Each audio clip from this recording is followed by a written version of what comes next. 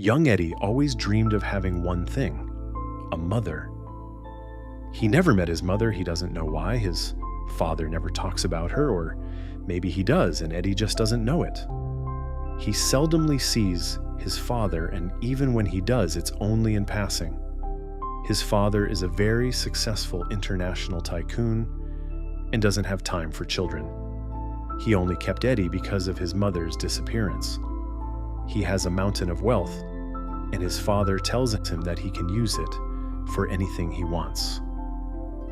The home he lives in is technologically savvy, and most of his needs are met. He has a simple butler and people that simply come and go. Whether it's to take him to school, cook a meal, clean, but no one that he can look to as a parent or guardian. He's often jealous of the other kids who have parents to pick them up, or when he's looking out the window of the apartment and see kids walking, holding their parents' hand. The young boy cries every night, with no one to care for his tears.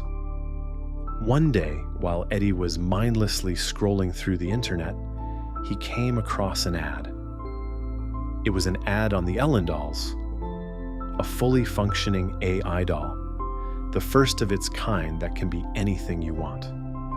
Of course, the anything you want is meant to target adults looking for a certain thing, but for Eddie, it caught his eye. He went to the site to further explore. He saw that to purchase one, he must send the reason for his purchase to the maker, and that it is kept a secret. This relieved Eddie because he was worried that he may be made fun of for asking for the doll to be his mother. He sent the message, "Hi, my name is Edward. I prefer Eddie, but my father never calls me this way. I am 7 years old, and I go to Chipperwood Elementary School. I have A's on all my subjects. Well, except math, but I promise I'm working on it. All I have ever wanted is a mother. If your dolls can be anything, could you send a mom? I have never had one, but all the other kids do. I swear I'll listen to her, and I'm not a picky eater or anything. Just please." Eddie sent the message to the creator with tears streaming from his eyes. Going back to the plane ride, Richard received the message as Ellen was getting out of the shower. She was refusing to partake in such a farce. She's not cut out to be a mother anyway. She's a murderer. Both words start with M but are worlds apart. But to Richard, this is a way to maybe change Ellen for the better. Ellen, hearing Richard typing on the laptop, came over and took it from him. "What are you doing, Richard? How do we know this isn't just some pervert with a mommy fetish?" "I could find out if you give me the laptop back," Richard retorted. "No, we'll do this my way. If this really is a pervert, he's going to fucking pay for it. That's for sure," Ellen said. She messaged back that such a request would be difficult and would drastically increase the price. It would be minimum $300,000, not including any customizations that the user wants to make. We'll see just how serious he is now, won't we? Richard was upset with Ellen. She knows the dolls begin at $20,000 base package. What if the user posts this and reports that they are scamming people? "If he tries anything, you can wipe it from the internet like you have been doing," Ellen said. Richard just sat upset, expecting an unfavorable reply, but the user responded quickly. Eddie didn't expect an answer so fast from the maker. He was surprised at the price, but it didn't detour him at all. "My father gives me a lot of money. My butler tells me he's a very rich man, that I can have anything that I want, but I never get anything. What's the use of toys if there's no one to play with? I think I can pay the $300,000. Here's the card number. Also, as far as any customization, I'm fine with anything really. If I could ask if she can look like a mother and treat me like her son, that would be nice." Richard and Ellen was taken aback by the response. They really couldn't believe it. Either he was playing up a good character, or this was really a child, which made Ellen back from it even more. If it's really a child, she doesn't want to be involved. She doesn't want to ruin this child's life. Her and Richard had a long talk, and he persuaded Ellen to give it a try. And if she wants to leave, they can make an excuse to bring her back. So Ellen was packed off and shipped to the location to become young Eddie's mother. She was provided a picture, what he looks like. And this was easier than most orders, because Ellen can more or less be herself and act as herself. The fateful day came. Ellen was in front of the door and took a deep breath. She was going to knock and meet her son for the first time. But things don't work out as expected. Ellen hit a road bump at the beginning because of who was walking down the hallway. A truly dapper man was walking down the hall, draped in a well-tailored suit. I'm not sure who he thought he was, but he wasn't him. He approached Ellen and began questioning her. Who are you, and why are you in front of this door? Do you know who this condo belongs to? Why, yes, my son stays here, Ellen replied. Your son? Oh, you're another one of those women, huh? Come to take advantage of a misinformed, sad child to make quick money from his father. Well, that's why I'm here. While that foolish child may take the bait, I'm not so easily persuaded. Besides, even if that child had a mother, I'm sure she couldn't. It wouldn't take long before she runs as well. Taking care of such a child is a chore and a half. But it's easy money, so I'll tolerate him. The way the man was speaking of the child frustrated Ellen, even though she has yet to even see who the child is. But she remembers her role is to be the gentle mother. You really shouldn't speak about a child in that manner, Ellen said without batting an eye, as if that's really the response she wanted to give. What do you care? Now leave before I stop treating you gently. As I said before, my son lives here, and I'm not leaving. The two continued to argue to the point that the door slightly opened. Eddie heard the commotion and went out to see what was happening. He opened the door. His eyes first went to the man. Hello, Mr. Damone, Eddie said with his head down. Well, a late greeting is better than no greeting to some. This is why I can't stand children. If you heard us earlier, why did you wait so long to open the door? Mr. Damone shouted. Ellen was being pushed to her brink. This boy is not her son, but the actions of Mr. Damone is increasingly frustrating her. Still, she stayed in her character. She crouched down and grabbed little Eddie's face, lifting his head until their eyes met. Hello, Eddie. I'm Ellen, your mother. I'm so glad to finally meet you. Eddie's eyes lit up as he looked at Ellen. It was hard to contain his excitement until Mr. Damon cleared his throat to reel Eddie back in. Eddie, you know whether your mother is dead or alive. It's clear she wants nothing to do with you. So instead of getting scammed, why don't you straighten up and act like you have even the semblance of a brain in your head? Ellen went to say something, but before she could get it out, she heard a whisper from Eddie. No, she is my mother. What did you say? Mr. Damon questioned, to which Eddie yelled, She is my mother. She's an Ellen android that I purchased online. She's here to be my mother. This thing isn't even a person. All the more to get rid of it then. I'm not going to have people assume there's some pervert living here. You don't need a mother, Eddie. You simply need to listen to me. Mr. Damone said this while walking over Eddie towering over, to which Ellen has had enough. Mr. Damone, is your name correct? You seem to be upsetting my son. Any further aggressive action, and you will force my hand. Oh, and what could you do to me?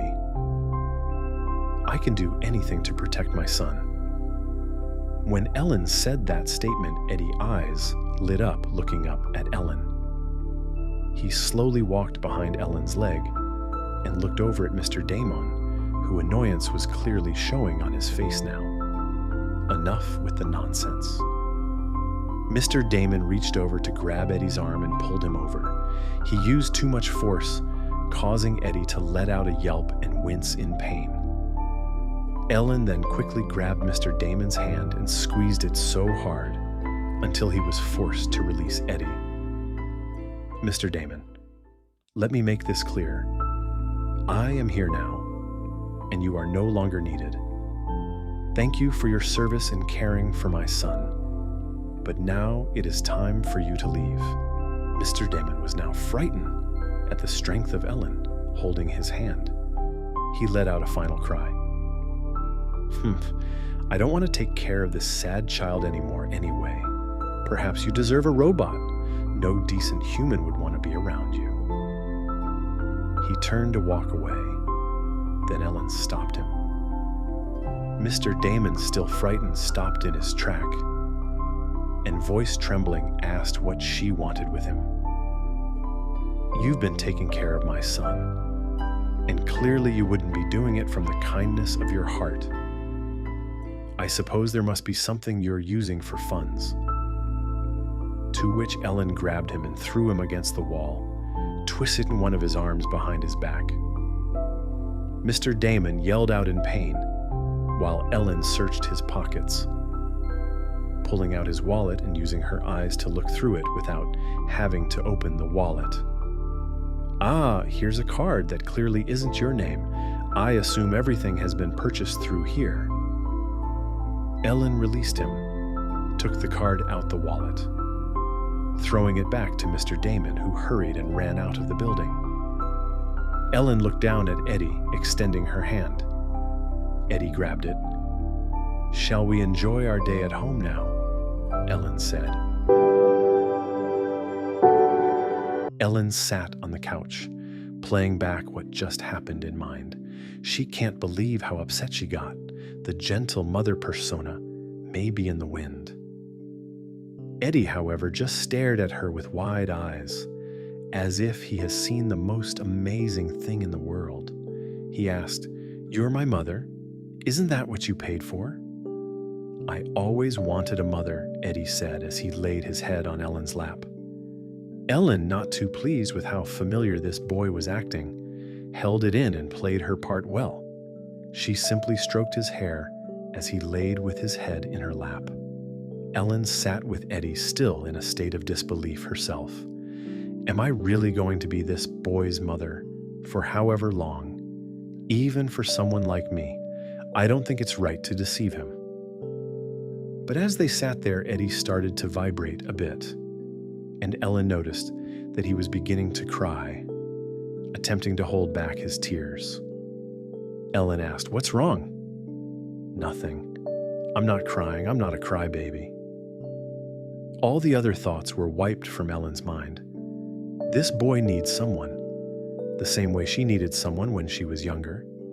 As her brother was there for her, maybe she could be there for this boy. She picked him up and hugged him tight.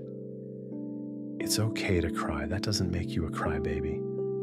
Mr. Damone said I shouldn't cry, that people won't like someone who cries all the time. Maybe not all the time, but it's okay to cry when you're in your mother's arms." Eddie then wailed and let out everything that seemed to be inside him. Frustration, anger, sadness, envy, everything that was held in that moment was released. When he couldn't cry anymore, Ellen heard a stomach rumble. "I'm not much of a mother if I let my son starve now, am I? We're done crying now. Go play, and I'll look in the kitchen and see what I can put together." Though Ellen told him to go play, Eddie simply followed her around as if he were her shadow. Ellen looked around the kitchen, in the cabinets, in the fridge, freezer. There was nothing. Water and some kid vitamins, but no food. Who in their right mind raises a child like this, Ellen thought. She looked at him and asked where the food was. Eddie explained. Mr. Damon was strict and didn't allow snacks or juice, saying it was detrimental to a young child's health to have such things. He would drink water take vitamins, and the butler would order takeout for his meals, usually just consisting of some vegetables, meat, and grain. "Ha!" Ellen shouted, frightening him a bit. Eddie then reassured her, "But I always ate it and never once complained a swear." Ellen then let out an even bigger sigh. This apartment is already dreary enough. It looked like it was designed by a depressed Wall Street broker. You could at least have some color in your meals. Ellen pulled out the card she took from Mr. Damone. "What do you say? We go shopping and come home and eat a meal with some flavor." The boy's eyes lit up. He never went out shopping with anyone before. He simply went to school, came home, did homework, and then ate his tasteless ordered meals. Even on the weekend, he simply went outside just to do mandatory workouts to stay healthy. "Go get your jacket," Ellen ordered, as she pointed playfully at the other end of the condo. Eddie quickly ran in his room. There was some banging, and then out he popped. Ellen, with her hands on her cheek, quietly said, "What a bland jacket as well. Looks like we might need some clothes too, but that's another time. Shall we go?" The two stood outside the building, Eddie looking up at Ellen with an unsure yet anticipating look. He has no idea where to start, which way to start walking. He has been driven everywhere, to school, to training, then back home. "Which way, Mom?" the boy said meekly, too embarrassed to look up at her. "Don't forget your mother is also an android. Let me see. Direct me to store." One of the upgrades that were implanted in Ellen as she went to her transition to become an android were augmented reality contact lenses, as well as an internal speaker that she can give verbal commands to. When she asked for directions to the store, a couple options popped up in front of her. A simple convenience store, a flower shop, and a local market. "Third option," she muttered. Then the internal speaker began giving commands, and the lenses showed her that it will be a 15-minute walk to the market. "We are going left." "Got it," the boy yelled and began walking. Ellen simply chuckled to herself at his enthusiasm at just walking to the store. Then she caught herself. How quickly she was sucked into being this boy's mother. Perhaps all those years of being the ideal mate for those Neanderthals made her into the perfect actress. A mother? What a ridiculous thing my brother pushed upon me. She then looked at her hands, as if she could still see the blood on them. This trance she was in was broken when she looked up to notice the boy trucking along. He wasn't paying attention and just following Ellen's direction, and was beginning to walk into the street. A car was passing by fast. Ellen's eyes lit up as she lunged and grabbed the boy. The car zipped by and honked, which pissed off Ellen as she yelled, cursing the car. As she looked to the left, Eddie was dangling in the air in a daze, confused as to what all just happened. Ellen just stared for a second as she was holding his right arm, suspending him in the air. She set Eddie down and explained, "You always look both ways before crossing the street. Only cross when there are no cars coming. Do you understand?" "Yes, Mom." "Okay, sorry for scaring you. Now let's continue our walk." Ellen held out her hand. Eddie just sat there and stared at her, and then her hand. "Come on, give me your hand." Eddie grabbed her hand tight and let out a little laugh. He had the brightest smile on his face. Ellen tried not to notice, but couldn't help herself, and began to smile as well. Once they reached the store, Eddie took notice of everything and began bouncing around like a puppy. Ellen raised her voice a bit. "Boy, come here, Eddie." A little shocked, cautiously walked over to Ellen.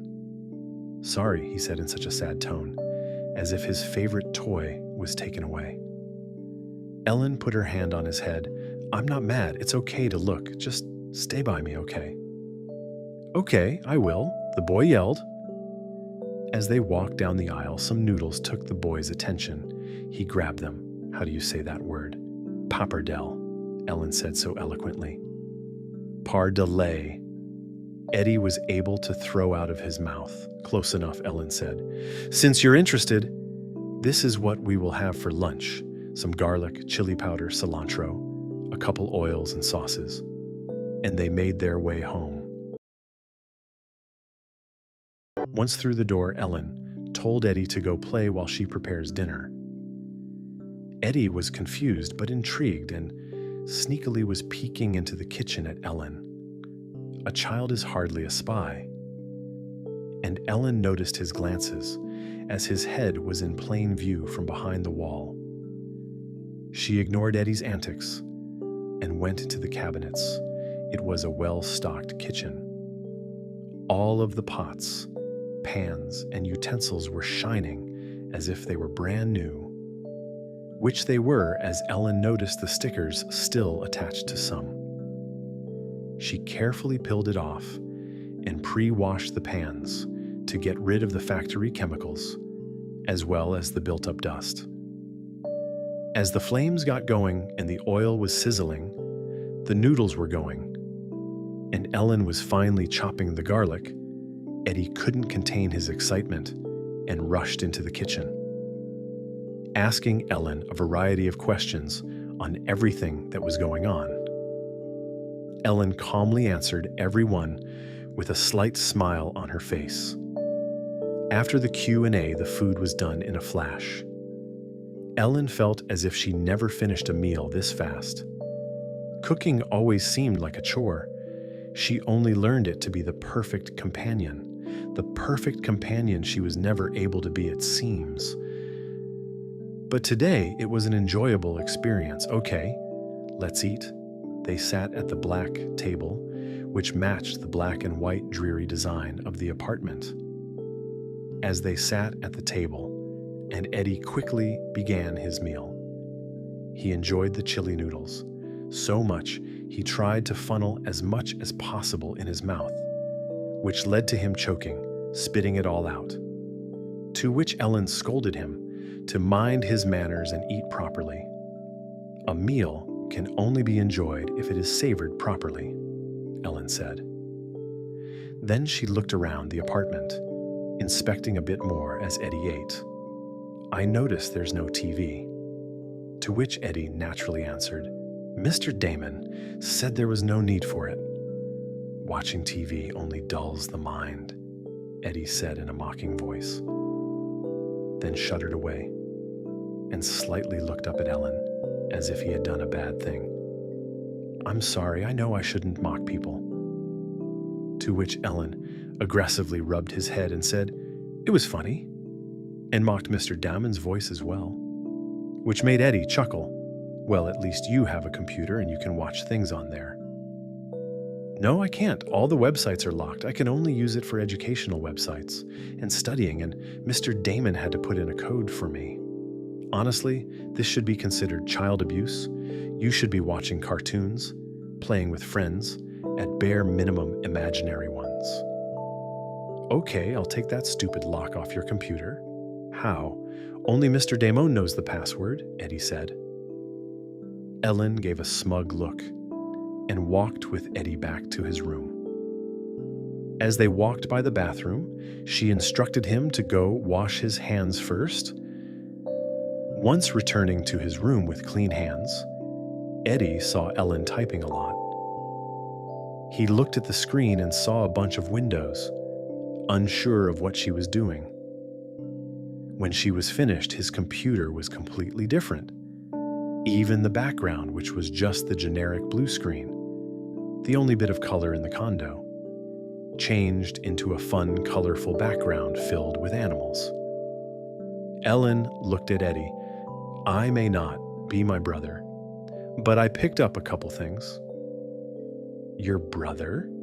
Eddie said, confused. Ellen was enjoying herself a bit too much and forgot her setting. Yes, Ellen said nervously. Brother is what the man calls himself that programs all of us Ellen androids. But since he makes you, wouldn't that make him your dad? To which Ellen thought, why is this dull kid smart all of a sudden? But she could only let out a groan to that argument. Anyway, let's get you to bed. It may be a weekend, but you still need to sleep properly. It's funny how easily a child can make you fall in love with them. Ellen hasn't been this child's mother for more than a few hours, and yet, already she felt such a protective instinct, such a connection to this child. Sunday was as enjoyable as the day before. They went to shops and she let Eddie browse around, choosing items that he liked. For the first time, he was able to be a regular child, not some project. There's more to a child than just eating, education, and exercise. Such a great day, though Ellen couldn't help but wonder who the irresponsible father of this child is. It's convenient, this card with no limit, able to purchase anything she wants. It's so freeing. Is this the freedom her brother experiences? Still, she will have to speak to him one day, soon, and sort him out for leaving a child in a stranger's hands for so long. Then she paused. She is but a stranger too. It's only been 1.5 days since she met Eddie. Her self-loathing turned into even more fury at Eddie's father. As she had an angry look on her face, Eddie grabbed her hand and asked what's wrong. Is it because he chose too many things? I'll put some back, I'm sorry. No, it's not because of you, Ellen assured Eddie. Then she quickly took the toys and ran up to the counter. Though toys doesn't seem to be the right word. After all, it's all electronics. And she noticed there's even a TV in the shopping cart. How the hell did he get that in there? Ellen wondered. It doesn't matter. They walked up to the counter and Ellen shocked the cashier when she simply moved her hand in front of the machine and a payment was made. Then she winked at Eddie, saying it's the benefit of being an android. She added the card she took from the butler into her system, allowing her to simply act as a walking cell phone tapping to pay. They called a ride from the store after all. Carrying all this while walking down the street wouldn't be wise. And the day ended with another great meal and a smiling Eddie being tucked into bed. Ellen gave a smile as she sat on the couch and fell asleep herself. She has gotten used to falling asleep in that position from years of charging herself. She slept dreaming of all the things to come with Eddie, not expecting the shock the next morning. She wakes up promptly at 5:30 a.m. and starts to prepare breakfast for Eddie. After all, it's the first school day she will be with him. She was excited to drop Eddie off at school for the first time. There was a schedule, and it showed that Eddie must be at school by 7:30 a.m., and the school was not far. She woke Eddie up at 6:30. He came to the kitchen to have a quick meal while he watched a bit of cartoons. After eating, he was instructed to wash his face and brush his teeth, which he did, and got dressed. Ellen was dressed ready to take Eddie to school, when suddenly Eddie ran by her and said she doesn't need to walk him, slamming the door on the way out. The sudden outburst shocked Ellen, as she didn't understand why he was cold to her suddenly. She sat and thought maybe Eddie didn't fully trust her yet, and why should he? She's just a woman that suddenly came into his life. Ellen sat on the couch in a pouting position for hours, until a cautious Eddie carefully walked into the doorway. He slowly walked up to Ellen with his head down. She noticed how he was acting and grabbed Eddie's hand and asked him how school was today. It was fun, Eddie said with a smile, but I couldn't wait to get back home to play with you some more, Mommy. Ellen smiled slightly and said, "I couldn't wait for you to come home either." She then asked, "Do you not want Mommy to walk you to school?" Eddie shook his head no. "I want you to walk me to school, but it's just embarrassing. I promise we can walk together to school one day." "Okay, we will work up to it," Ellen said. "But all that learning must have made you hungry. Sorry nothing's prepared yet. Go play and I'll get dinner started." Days and then weeks went by of Eddie acting the same during the school days. But on weekends, he couldn't wait to go out with Ellen, holding her hand, and he gotten used to calling her mom. She was fully embraced as his mother, and she fully embraced him as her son. But the way he acted during school was still the same. Ellen couldn't help but be curious. As she was shopping for ingredients for dinner, she overheard some women speaking about a Parents' Day the school was having. She quickly looked it up in the store, and sure enough, tomorrow was Parents' Day, where they can come and observe their kids at school. It's been about 2 months since she and Eddie has been together. She's surprised Eddie didn't tell her about it, but it was tomorrow. Surely he will come home and let her know.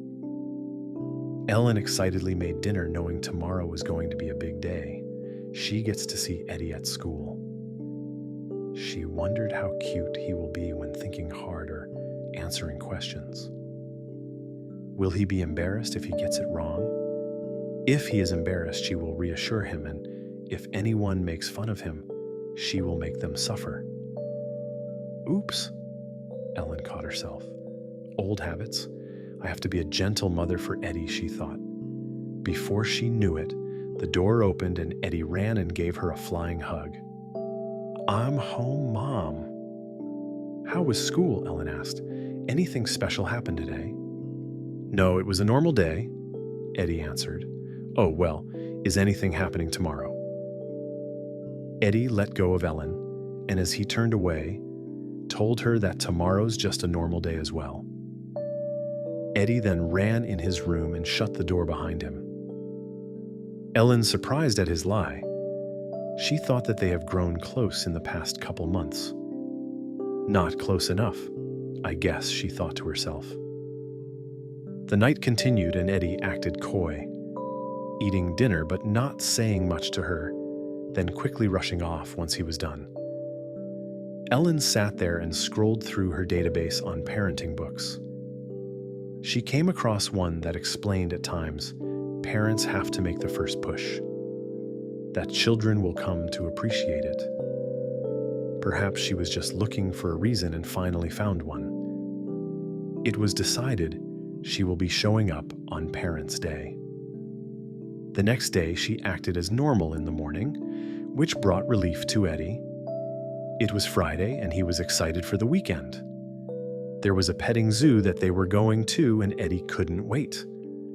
There were going to be fox cubs, Eddie's favorite animal. He ran out the door yelling bye, not knowing their reunion today was going to be quicker than usual. Then Ellen decided to get dressed up. She can't embarrass her son on her first meeting at school. She will meet his teachers, his friends, and also other parents. School ends at 3 p.m. Parents can begin coming at 1 p.m. and stay until the end of the school day. Ellen, while excited, kept her cool. She thought it would be too much if she came at 1 p.m. and stayed the whole time. She decided to show up at 2 p.m. Hopefully, Eddie isn't too mad at her for coming on her own without talking to him. But parents live to embarrass their children, she thought. She left in a simple getup, curled brunette hair, a white button-up shirt, tucked into her sleek black pants, a nice belt with a square buckle, and black heels. She stared at herself in the mirror and then smacked her cheeks before she can get lost in the thought of it all, and rushed off to the school. But all that awaited her was a shocking scene. Ellen arrived to the front of the school, to which they had some greeters, waiting to check in the parents. Ellen nervously walked up to the table they had set up. They asked who her child was, and she replied, Eddie. Ooh, the two were taken aback. You are Eddie's guardian. I'm his mother, Ellen quickly retorted. I apologize, said the woman. It just Eddie never speaks of his parents, nor have we ever seen them. I just assumed that they weren't around. We only saw a well-tailored man pick him up on occasion. Yes, well, he is gone, because I'm here now. They went on about how much they love Eddie. Turns out he actually skipped a grade and is already in 2nd grade. I guess smarts run in our family, Ellen said with a smug grin. But she noticed this had dragged on for too long and pushed past the two. It's 2:15 now, and she wants to see her son in action. But it was already too late. Although class is still in session, lessons have already ended for parents to have time to chat with their kids and also ask the teacher any questions they have about the curriculum or their child specifically. While the other kids were chatting away with each other, Eddie was at his desk focused on his homework. And Ellen watched from the door with Eddie unaware of her presence. She peeked at Eddie alone in the middle of the class, head down, working quietly. He spoke to no one, and no one spoke to him. One particular rude boy bumped into Eddie's desk.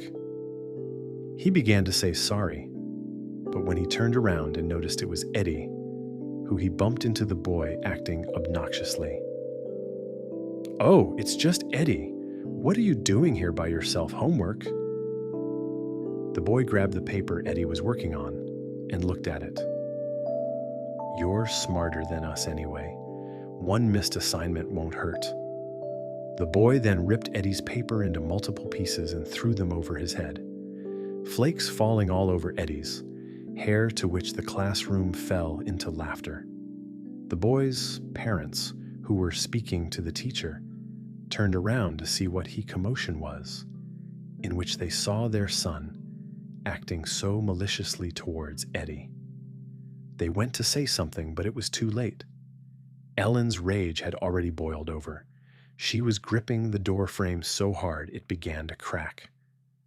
And unable to contain herself, she lashed out. What the fuck are you doing to my son? Eddie turned around, more shocked than anyone. As Ellen came crashing in, little boy, did you not hear my question? I asked, what are you doing? She came towering over the boy, who could only hold his head down in fear, to which the boy's father came over to protect his son. Hey, don't yell at my son like that. I wouldn't have too if your son wasn't raised by animals.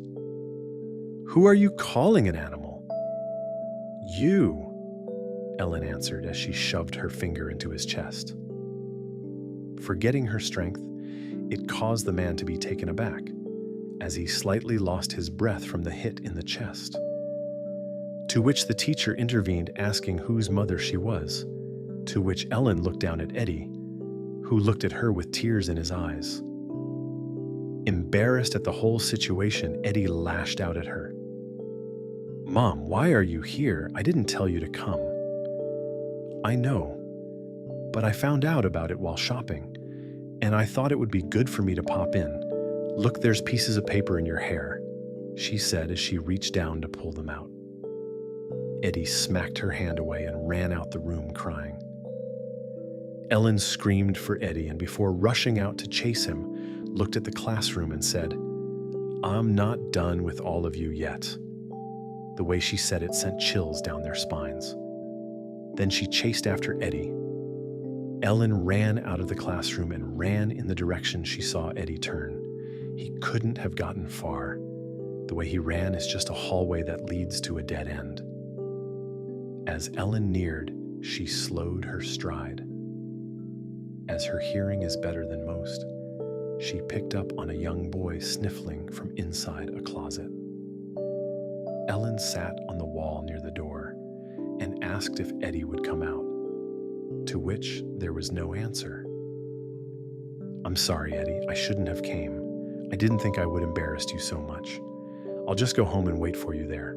I'm sorry. You could hear Ellen holding back tears as she went to stand up and walk away. When suddenly the door slightly opened and a meek Eddie weakly said, "You didn't embarrass me." "What?" Ellen said as she squatted down to Eddie's level. Eddie still hiding behind the door. "You didn't embarrass me. To be honest, I really wanted you to come today, but I didn't want to embarrass you. I have no friends, and no one talks to me. Even the teachers ignore me most times, except when I'm doing good in class. They only care about my grades and nothing else. I thought if you came and saw me, you wouldn't want a son like me." Eddie reached out and grabbed Ellen's hand. "But I like you being my mother." Tears began streaming down Eddie's face. "I wanted to keep it a secret, so you wouldn't leave me." Ellen brought Eddie close, wiping his tears. "It's okay, Eddie. No matter what kind of boy you are, Mom will still love you." "Really?" Eddie questioned. "Yes. Even though I hid today from you, and I lied about how much I like school. Yes, no matter what secrets you keep or little lies you tell, Mom will always love you. But if you lie too much, I may have to scold you," Ellen said with a flick of Eddie's head. Eddie chuckled with a bright smile on his face now, eyes a bit puffy from all the tears. "I think school is just about over. Why don't we head home?" Eddie nodded in agreement, enthusiastically grabbing Ellen's hand. As they walked back near the classroom, Ellen poked her head in to notify the teacher that she will be heading home early with Eddie for obvious reasons. The teacher just said okay, and the two walked hand in hand back home. Once home, Ellen began cooking dinner. She was making a chicken pesto pasta with some cherry tomatoes. As she began to load up the plates, Eddie came from out of his room and sat at the table. When Eddie saw the plate, he called for Ellen. "Mom." "Yes, Eddie." "Actually, I don't like this little tomatoes on my plate." "Well, this isn't the first time that we have had them. Where did this come from?" "I didn't want you to think I was picky, so I never told you. But no more secrets, right?" Eddie said as he lifted his pinky finger. Ellen interlocked her pink with his. "Right now, more secrets. After all, we are a family now." "A family," Eddie said slightly under his breath. Ellen, while turned to the stove, smiled as she could hear his whispers, to which she thought, "A family. Yes, we are a family, and we shouldn't keep secrets from each other." She thought back to how long she has been here now and playing mother, nearly half a year. She couldn't believe how close they had become in such a short amount of time. Ellen was frozen staring in space, to which Eddie called out to her multiple times before Ellen finally snapped out of it. "Are you okay, Mom? Was it a glitch? Is it your programming? Do I have to email the manufacturer?" "No, Eddie, I'm fine. You don't need to do anything." "Then why were you sitting there frozen for so long?" "I was deep in thought." "Thought?" Eddie questioned slightly. "Yes," thought Eddie. She sat the table next to Eddie. "Eddie, we are a family now, right?" "Yep," Eddie gleefully answered. "And family doesn't keep secrets, and still love each other regardless of the truth, right?" "Yes, Mom. No matter what happens, I'll let you know. I won't keep any more secrets. Because you'll still love me no matter what, right?" "Yes, I will." "Will you love Mommy no matter what secret she has, Eddie?" "You can tell me anything, and I'll still love you more than anything." "I see," Ellen whispered. "Eddie, yes, Mom. Do you want to know one of Mommy's secrets?" Eddie, so excited, spilled his drink. "Yes, I want to know." "Look at the mess you made, Eddie." As Ellen grabbed a towel and began cleaning up, she had a pause in her wiping the table. "Eddie, you know, your mom. I'm not really an android." You're not, Eddie said in shock. Then what are you? Eddie gasped. Are you an alien? Ellen burst into laughter. No, I'm not an alien. I'm a person just like you. What's your A person, just like Tyler's mom? Whose Tyler went through Ellen's head, but yes, just like Tyler's mom, I'm a person. Eddie jumped into Ellen's arms. Then that means you're a real mother. You're my real mother. Ellen calmed down his excitement. But Eddie, you have to keep what I told you a secret. This is just between family. Eddie covered his mouth. Yes, just between family, he whispered. Then they sat and ate a bit more before Eddie's curiosity peaked. But I bought you from a website. Yes, you did. The owner of that website is actually my brother, your uncle. Wow, I have an uncle. When can I meet him? Who knows, he is a busy person. I see. Why did Uncle sell you on the internet? Are you a hooker, Mom? How do you know that word? The internet, Eddie innocently answered. Ellen sighed. No, I'm not a hooker. You mother just like to pretend. I'm an actor, just not in TV shows or movies. Like make-believe. I seen this on a TV show. Yes, like make-believe. Now eat your food. Ellen would give anything to make this conversation go away as soon as possible. Eddie chuckled to himself a bit more, but then he suddenly got somber. Ellen noticed and asked what's wrong. When you were an android, you had no choice but to love me and be by my side. But now that you're a person, will you leave? Eddie played with his cherry tomato, scared to look up, scared of the answer she might give.